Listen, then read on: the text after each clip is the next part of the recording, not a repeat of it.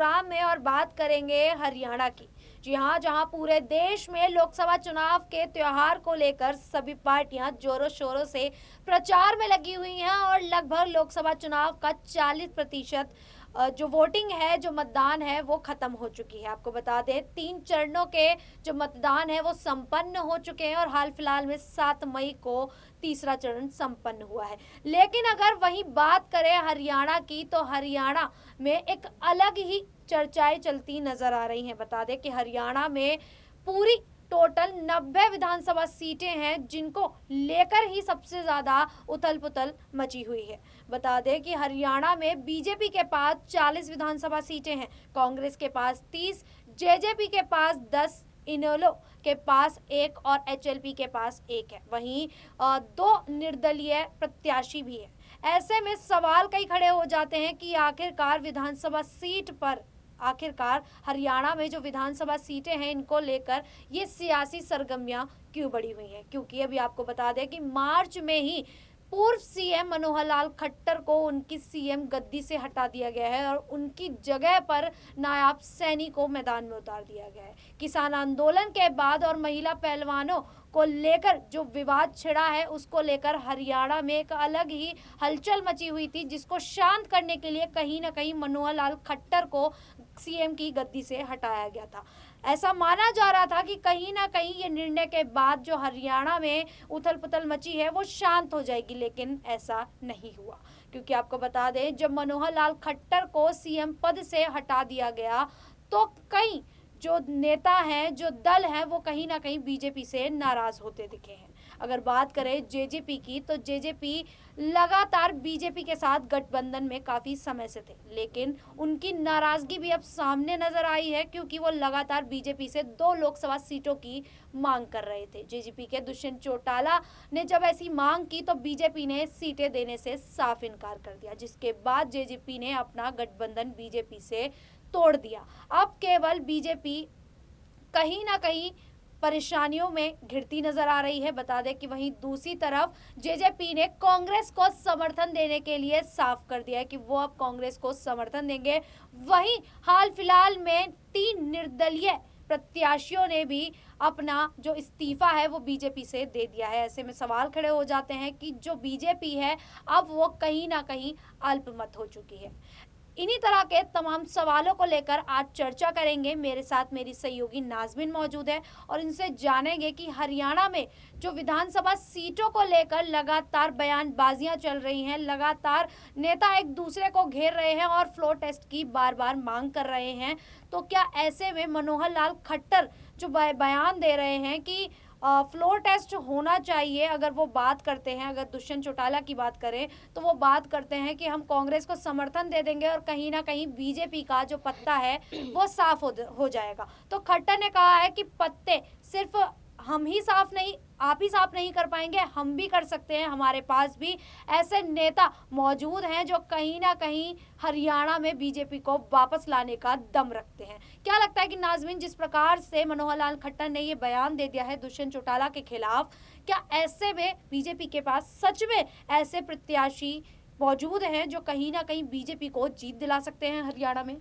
देखिए शालिनी, जो विधायकों की चर्चा होती हुई नजर आ रही है, अगर हम विधायकों की संख्या की बात करें तो जो अंक गणित की बात कर लेते हैं, जो गणित निकलता हुआ नजर आता है वो भारतीय जनता पार्टी के खिलाफ ही देखा जा रहा है। जो समीकरण है वो भारतीय जनता पार्टी के पक्ष में नहीं आ रहा है, लेकिन पार्टियां तो जरूर दावा करेंगी कि वाकई उन्हें यहाँ पर बहुमत मिलता हुआ नजर आ रहा है। भारतीय जनता पार्टी भी यही दावा कर रही है कि बहुमत है, अल्पमत नहीं है। जैसे कि भारतीय जनता पार्टी का दावा है कि उनके पास 40 विधायक तो हैं ही, वहीं दूसरी तरफ निर्दलीय विधायक भी उनके साथ मौजूद हैं। एक और विधायक की बात करें जो एचएलपी है, वो भी यहाँ पर समर्थन में है। साथ ही साथ भारतीय जनता पार्टी का ये दावा है कि जेजेपी के कम से कम 4 विधायक भी उन्हें अपना समर्थन देते हुए नजर आ रहे हैं। यानी कि जेजेपी जो दावा कर रही है कि वो कांग्रेस पार्टी के साथ हाथ मिला लेगी और बड़ा आंकड़ा विधायकों का सेट करती हुई हरियाणा में नजर आ सकती है, वही जेजेपी के पास जो कुल मिलाकर 10 विधायकों की संख्या है, मौजूदा स्थिति में वो 10 विधायकों में से अगर भारतीय जनता पार्टी दावा करे कि 4 विधायक उनके पास चले जाएंगे, तो स्थिति ये बन जाएगी कि जेजेपी यहाँ पर मुश्किलों में आ जाएगी। जेजेपी के पास क्या मात्र 6 ही विधायक बच जाएंगे, क्योंकि अगर भारतीय जनता पार्टी के पास जाएंगे तो ये बहुमत के आंकड़े से कई गुना ज्यादा बताया जा रहेगा। यहाँ पर आपको बता दें कि जैसे कि खुद 40 की बात करते हैं, 3 विधायक यहाँ पर मौजूद हैं, 4 और विधायक यहाँ पर मिलते हुए नजर आएंगे, तो आप आंकड़ा खुद ही सेट कर सकते हैं कि कितना पहुंच जाएगा। लेकिन जहां भारतीय जनता पार्टी दावा कर रही है, तो वहीं जेजेपी और कांग्रेस पार्टी भी दावा करती हुई नजर आ रही है। जेजेपी कहती है उनके पास 10 हैं और यहां पर 30 विधायक कांग्रेस पार्टी के पास हैं। 3 और विधायक निर्दलीय भारतीय जनता पार्टी के समर्थन को ठुकराते हुए वो कांग्रेस पार्टी को अपना समर्थन देते हुए नजर आते हैं। और ऐसे में ये भी कहा जा रहा है कि जो बाकी बचे हुए 3 विधायक निर्दलीय रूप में हैं, वो भी कहीं ना कहीं अपनी नाराजगी को जाहिर करते हुए छिटकते हुए दिखाई देंगे। तो यहाँ पर दावा जेजेपी और कांग्रेस पार्टी भी कर रही है, दावा भारतीय जनता पार्टी भी कर रही है, लेकिन यहाँ पर बात की जा रही है फ्लोर टेस्ट की। ये कहा जा रहा है कि हरियाणा में फ्लोर टेस्ट करवाया जाए। और फ्लोर टेस्ट की बात करें, अगर यहाँ पर मुख्यमंत्री के तौर पर मनोहर लाल खट्टर ही नियुक्त होते दूसरी बार भी, तो यहाँ पर फ्लोर टेस्ट इतनी आसानी से नहीं हो पाता। लेकिन देखिए कि यहाँ पर नए मुख्यमंत्री नियुक्त हुए हैं, ऐसे में कहा जा सकता है कि अगर फ्लोर टेस्ट की मांग की जा रही है तो कहीं ना कहीं राज्यपाल इस पर अपनी राय यहाँ पर सामने रख सकते हैं। और राज्यपाल द्वारा ये भी कहा जा सकता है कि जल्द से जल्द फ्लोर टेस्ट करवाया जाए, क्योंकि बड़ा घमासान है।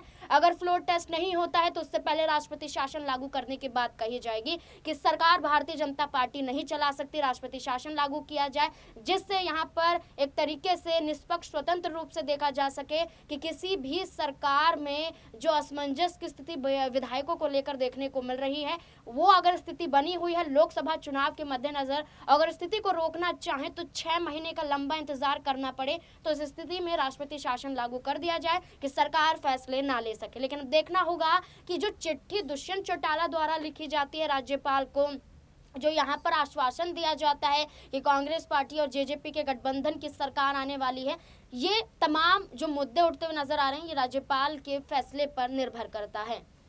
जिस प्रकार से लगातार विधायकों को लेकर ये जो घमासान मची हुई है, इस पर दुष्यंत चौटाला खट्टर, अगर बात करें मनोहर लाल खट्टर की, तो वो भी लगातार बयान दे रहे हैं। उनके दुष्यंत चौटाला के खिलाफ क्या कुछ कहते नजर आए हैं खट्टर, पहले आप ये वीडियो देखिए। जो 3 निर्दलीय विधायक बीजेपी का साथ छोड़ चुके हैं, कांग्रेस को समर्थन दे चुके हैं, अब जो राज्यपाल को भी लिखा गया है, खासकर दुष्यंत चौटाला और कांग्रेस की तरफ से लिखा गया है कि विपक्षी पार्टियां हैं, उनको जो चीजें लिखनी है लिखें, उसमें असर नहीं पड़ता है, क्योंकि उनका जो गणित है 30 और 3 जमा 33 करते हैं। अगर वो फ्लोर पर आएंगे, अगर उसमें से 23 को भी संभाल के रख सकें तो बड़ी बात होगी। ऐसा नहीं है कि वही कुछ कर सकते हैं, हमारे पास भी बहुत से संबंध हमारे अंदर खाते हैं, चाहे वो जजपा के लोगों से हैं, चाहे हमारे कांग्रेस के लोगों से हैं, क्योंकि अभी तो अविश्वास प्रस्ताव लाने की कोई संभावना लगती नहीं है। लेकिन अगर कोई इस प्रकार की स्थिति बनती है तो फ्लोर टेस्ट होगा। तो आपने देखा कि किस प्रकार मनोहर लाल खट्टर भी ये दावा करते नजर आ रहे हैं कि बीजेपी का पत्ता साफ नहीं होना है।